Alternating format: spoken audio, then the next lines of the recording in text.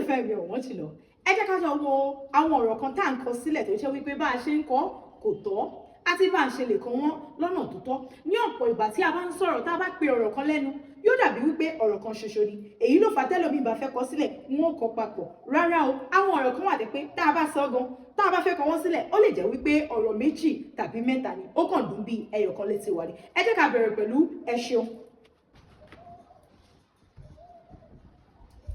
Ẹ ṣeun, mo lérò pé ti rí òun ni, ṣùgbọ́n tẹ́ ẹ bá kọ báyìí ẹ ṣeun kò bójú mu. Ọ̀rọ̀ méjì ni ẹ ṣeun rárá ẹ ṣeun tàbí o ṣeun. Tẹ́ bá kọ báyìí o ṣeun rárá o. Ẹ tún jẹ́ ká jọ wo adúpẹ́ tàbí mo dúpẹ́. A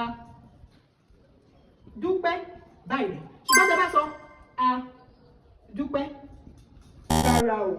Bó sì jẹ́ mo dúpẹ́ náà lẹ fẹ́ kọ, ẹ kọ báyìí mo dúpẹ́ báyìí ni, kì í ṣe mo dúpẹ́.